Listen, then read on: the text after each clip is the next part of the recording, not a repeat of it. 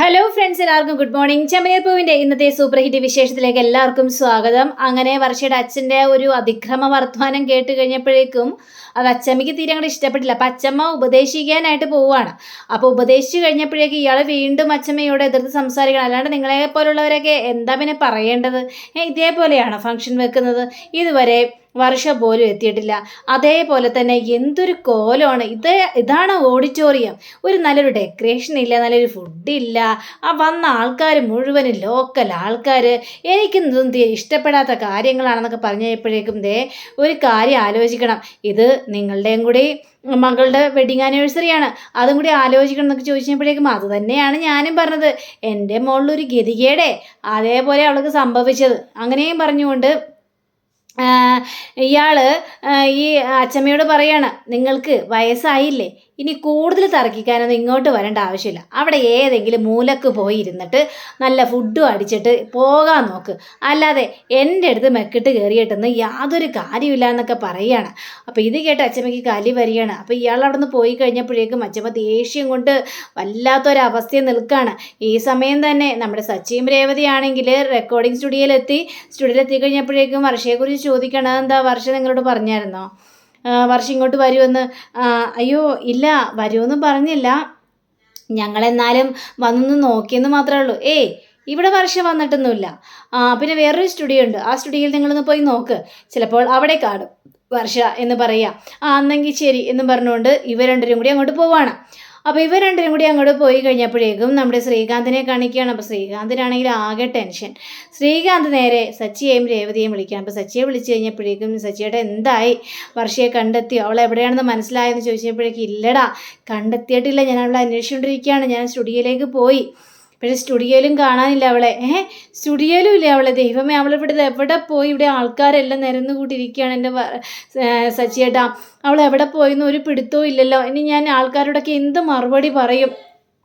Function തുടങ്ങാനുള്ള സമയമായില്ലേ, ഇനി എന്ത് ചെയ്യുന്നൊക്കെ ചോദിച്ചപ്പോഴേക്കും മേഡം ഞങ്ങൾ പറഞ്ഞല്ലോ, വർഷയും കൊണ്ട് വരുമെന്ന് പറഞ്ഞാൽ വന്നിരിക്കും, എന്നാലേ ഞങ്ങൾ അങ്ങോട്ട് വരുവുള്ളൂ, നിനക്കെന്താ എന്നെയും ഇടതി നിനക്ക് വിശ്വാസമില്ലേ എന്നൊക്കെ പറഞ്ഞപ്പോഴേക്കും വിശ്വാസം ഉണ്ടായിട്ട്, എന്നാലും നീ എന്തെങ്കിലും ഈ ഫംഗ്ഷൻ നടക്കുന്നവരെ എന്തെങ്കിലുമൊക്കെ കാര്യങ്ങൾ പറഞ്ഞ് പിടിച്ച് നിൽക്കാൻ നോക്കുക അവിടെ, അപ്പോഴത്തേക്ക് ഞങ്ങൾ എങ്ങനെയും വർഷയെ കണ്ടെത്തുമെന്ന് പറഞ്ഞുകൊണ്ട് ഇവർ ഫോൺ വയ്ക്കുകയാണ്. ശ്രീകാന്തിനാണെങ്കിൽ ആകെ ടെൻഷനും കൂടുക. ഈ സമയം തന്നെ നമ്മുടെ ഈ രവിയാണെങ്കിൽ കളിയാക്കുന്ന രീതിയിൽ, മാക്സിമം കളിയാക്കുന്ന രീതിയിൽ ഇങ്ങനെ പറയുകയാണ്.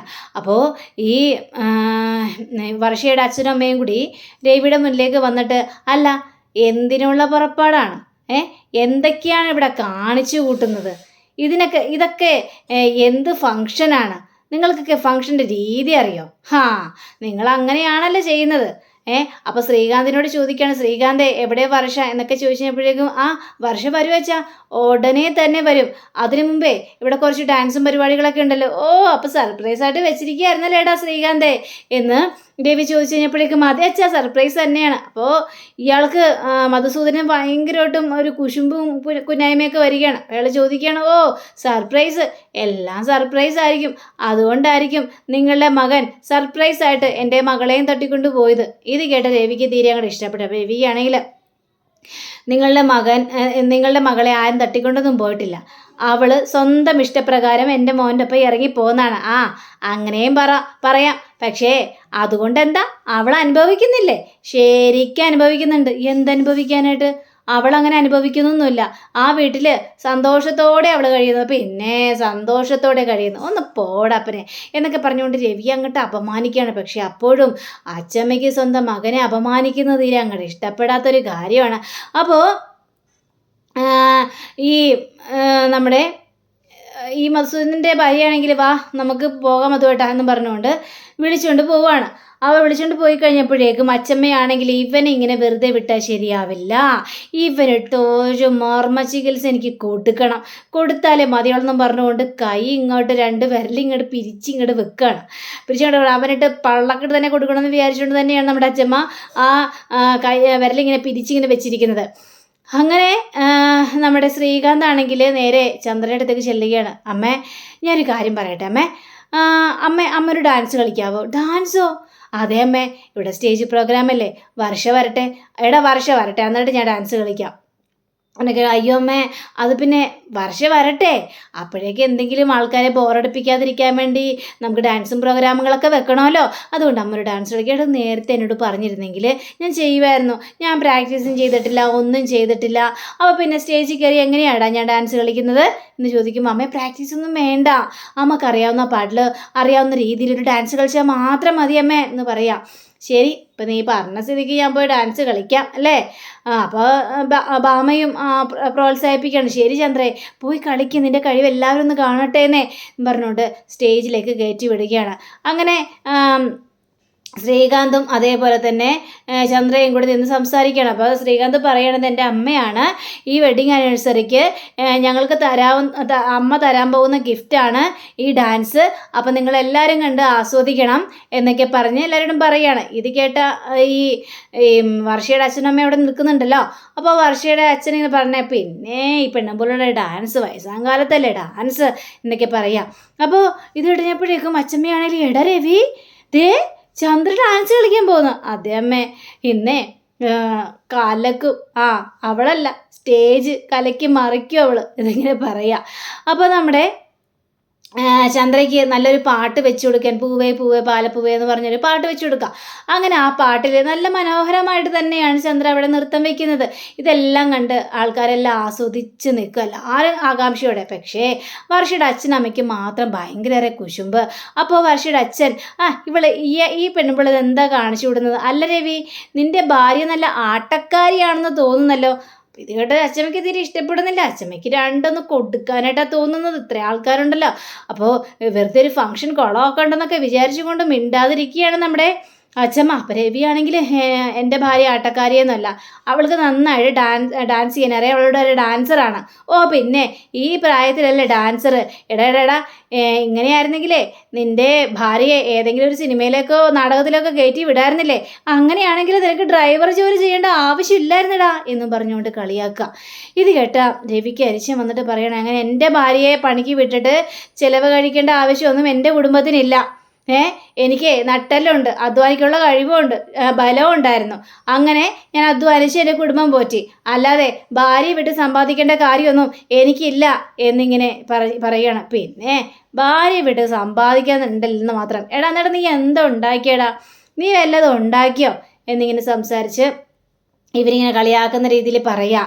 അപ്പോഴേക്കും നമ്മുടെ അച്ഛമ്മയാണെങ്കിൽ രണ്ട് വിരലിങ്ങനെ ചുരുട്ടി ഇങ്ങനെ പിടിച്ചിരിക്കുകയാണ്. എപ്പോൾ വേണമെങ്കിലും അവൻ്റെ പാളാക്കിയിട്ട് തന്നെ കൊടുക്കും എന്നും ആലോചിച്ച്. അങ്ങനെ നമ്മുടെ ഈ ശ്രീകാന്താണെങ്കിൽ പരക്കം മാഞ്ഞ് അങ്ങോട്ടും ഇങ്ങോട്ടും നടക്കുക. ആകെ ടെൻഷൻ. അപ്പോൾ ശ്രീകാന്ത് ഇങ്ങനെ ടെൻഷൻ അടിക്കുന്ന നിൽക്കുന്ന കണ്ടുകഴിഞ്ഞപ്പോഴേക്കും ശ്രുതി അങ്ങോട്ട് ചെല്ലുക. ശ്രുതിയും അതേപോലെ തന്നെ ശ്രുതിയും കൂടി, എന്താടാ നിനക്ക് എന്ത് പറ്റി? ഒന്നുമില്ല ഏട്ടാ, എന്നെ പറ്റാനായിട്ട്. അല്ല വർഷ ഇതുവരെ വരാത്തെന്താ? അവൾ വന്നോണ്ടിരിക്കുക, ഇപ്പം തന്നെ എത്തും. എടാ നീ കുറേ നേരം ഈ വർഷ വരും എന്നൊക്കെ പറയുന്നു.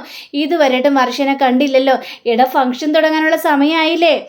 അത് പിന്നെ ഏട്ടാ അവൾക്ക് കുറച്ച് തിരക്കുണ്ടായിരുന്നു, അതുകൊണ്ടാണ് അവൾ വരാനായിട്ട് കുറച്ച് വൈകുന്നത്. ചേട്ടൻ അവിടെ പോയിരിക്കുക, വരുമെന്നേ എന്നൊക്കെ ഇങ്ങനെ പറയുക. അങ്ങനെ നമ്മുടെ ചന്ദ്രയാണെങ്കിൽ ഡാൻസ് എല്ലാം കഴിഞ്ഞ് ആകെ കതച്ച് ഒരു പണ്ടാരടങ്ങി നിൽക്കുക. അപ്പോഴേക്ക് എല്ലാവരും കിടന്ന് കയ്യടിക്കുന്നത് കേട്ട് കഴിഞ്ഞപ്പോഴേക്ക് ചന്ദ്രയ്ക്ക് ഭയങ്കര ആശ്വാസം തോന്നുക. അങ്ങനെ പതിയെ ചന്ദ്ര പുറത്തേക്ക് ഇങ്ങനെ ഇറങ്ങി, സ്റ്റേജിൻ്റെ പുറത്തേക്ക് ഇറങ്ങി വരുന്നപ്പോൾ ബാമ ഓടി വന്നിട്ട്, ചന്ദ്രേ അടിപൊളിയായിരുന്നു ഡാൻസ്. നീ ഇത്രയും നന്നായിട്ട് ഡാൻസ് കളിക്കുമെന്ന് ഞാൻ വിചാരിച്ചില്ല ചന്ദ്രേ. എന്ത് രസമായിരുന്നു കാണാനായിട്ട്, കണ്ടില്ലേ?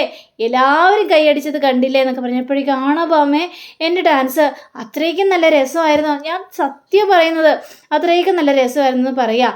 അപ്പോഴേക്കും ശ്രീകാന്ത് ഓടി വരികയാണ്. അമ്മയുടെ ഡാൻസ് കഴിഞ്ഞോ? ഡാൻസ് കഴിഞ്ഞടാ. എനിക്ക് വയ്യാണ്ടായടാ. അമ്മ ഒരു ഡാൻസ് കൂടി കളിക്കാമേ. ഇനിയും ഡാൻസ് കളിക്കാൻ? ഞാൻ ഡാൻസ് കളിക്കില്ല, എനിക്ക് ഇനി ഡാൻസ് കളിക്കാൻ പറ്റത്തൂല. ഒരു ഡാൻസ് കളിച്ചപ്പോൾ തന്നെ എൻ്റെ ജീവൻ പോയതുപോലെ എനിക്ക് തോന്നുന്നത്. ഇനി എന്തൊക്കെ പറഞ്ഞാലും ഞാൻ ഡാൻസ് കളിക്കാൻ പോകുന്നില്ല. ഒന്ന് പോടാ. എന്താ വർഷ വന്നില്ലേ? ഇല്ലമ്മേ. അല്ല ആ ഫോൺ ഇങ്ങോട്ട് താ, ഞാൻ വിളിച്ചു നോക്കാം അവളെ. എൻ്റെ ദൈവമേ, പണി പാളിയല്ലോ. അമ്മേ ഞാൻ വിളിച്ചതാ, അവൾ വന്നുകൊണ്ടിരിക്കുവാണ്, അതുകൊണ്ട് അമ്മയോട് ഒരു ഡാൻസും കൂടി കളിക്കാൻ പറഞ്ഞത്. ഞാൻ ചത്താലും ശരി ഇനി കയറി ഞാൻ ഡാൻസ് കളിക്കില്ല, എനിക്ക് പറ്റൂല, ഞാൻ ആകെ കഷ്ടപ്പെട്ടു പോയി എന്ന് പറഞ്ഞുകൊണ്ട് പറയുന്നുണ്ട്. അപ്പോൾ ശ്രീകാന്ത് എന്ത് ചെയ്യണമെന്ന് അറിയാൻ പാടാത്തൊരവസ്ഥ നിൽക്കുകയാണ്. ദൈവമേ ഇനി എന്ത് ചെയ്യും? അങ്ങനെ നമ്മുടെ ശ്രുതിയുടെ കൂട്ടുകാരൻ പറയാണ്, എടാ എനിക്ക് നല്ല മിമിക്രി അറിയടാ, ഞാൻ ആ സ്റ്റേജിൽ കയറി മിമിക്രി അവതരിപ്പിച്ചോട്ടെ. ബ്രോക്ക് മിമിക്രിയൊക്കെ പറയാനറിയോ? പിന്നെ അല്ലാതെ പണ്ടത്തെ ഉത്സവപ്പറമ്പിലൊക്കെ എൻ്റെ മിമിക്രി ആയിരുന്നു മെയിൻ. ആണോ ബ്രോ ആള് പുലിയാണല്ലോ. അപ്പോൾ ഏതായാലും ശ്രീകാന്തിനോട് പറ, മിമിക്രി എങ്കിൽ മിമിക്രി. അങ്ങനെ നമ്മുടെ ശ്രീകാന്ത് ആകെ പറഞ്ഞു നിൽക്കുക. അപ്പോൾ ഈ ശ്രുതിയുടെ കൂട്ടുകാരൻ ഓടി ചെന്നിട്ട്, അതെ ശ്രീകാന്തേ, അതെ ഇതിവിടെ എല്ലാം കഴിഞ്ഞോ ശ്രീകാന്തേ എന്ന് ചോദിച്ചപ്പോഴേക്കില്ല, കഴിഞ്ഞില്ല. അത് എനിക്ക് നന്നായിട്ട് മിമിക്രി ചെയ്യാനറിയാം. അതുകൊണ്ട് ശ്രീകാന്ത് അനുവദിക്കുകയാണെങ്കിൽ ഞാൻ സ്റ്റേജിൽ കയറി മിമിക്രി ചെയ്തോട്ടെ. ഇത് കേട്ട് ശ്രീകാന്തിൻ്റെ മനസ്സിൽ ലഡ്ഡു പൊട്ടുകയാണ്. എങ്ങനെയെങ്കിലും സമയം കളയണമല്ലോ.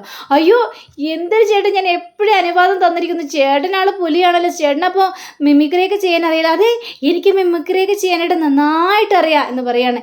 എങ്കിൽ കയറിപ്പോ ചേട്ടാ എന്ന് പറയാം. അങ്ങനെ നമ്മുടെ ഇയാളും ആ സ്റ്റേജിലേക്ക് കയറി ചെല്ലുകയാണ്. അപ്പോഴേക്കും എൻ്റെ ദൈവമേ സമാധാനമായിരുന്നു ശ്രീകാന്തും. ഈ സമയം തന്നെ നമ്മുടെ വർഷയെ കാണിക്കണം. വർഷ ഏതൊരു വീട്ടിൽ ഇങ്ങനെ കുത്തിയിരിക്കുകയാണ്. ആ ഒരു വേഷത്താൽ തന്നെ അരിശ്യം വന്നിട്ട് അപ്പോഴാണ് സച്ചിയുടെയും രേവതിയുടെയും കാർ അങ്ങോട്ട് കയറി വരുന്നത്. ഇവരെ കണ്ടു കഴിഞ്ഞപ്പോഴേക്കും രേവതി വർഷ ചാടി എണീക്കുകയാണ്. നിങ്ങളെന്താ ഇവിടെ, എന്തേ ഇങ്ങോട്ട് വന്നത്? ഞാനിവിടെ ഉണ്ടെന്ന് ആര് പറയാം? എന്ത് പണിയാ വർഷ നീ കാണിച്ചത്?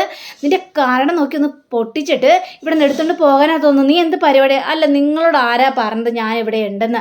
അത് പിന്നെ ഞങ്ങളെ സ്റ്റുഡിയോ പോയിരുന്നു, അവരാ പറഞ്ഞത് ഇവിടെ ഉണ്ടെന്ന്, മനസ്സിലായോ എന്നൊക്കെ പറഞ്ഞപ്പോഴേക്കും നീ എന്തിനാ ഇങ്ങനെയൊക്കെ ചെയ്യുന്നത്? ശ്രീകാന്ത് ഒരു പാവമല്ലേ, നിനക്ക് വേണ്ടിയല്ലേ അവിടെ അത്രയും ഫംഗ്ഷനെല്ലാം ഒരുക്കി വെച്ചിരിക്കുന്നത്, എന്നിട്ട് അവനെ തരിച്ചാക്കിയിട്ട് നീ ഇവിടെ വന്നിരിക്കുകയാണോ എന്ന് ചോദിച്ചപ്പോഴേക്കും അവൻ്റെ കാര്യം മിണ്ടി പോകരുത്, എനിക്ക് അവൻ്റെ കാര്യം കേൾക്കണ്ട. അവനെ എനിക്ക് ഇഷ്ടമല്ല.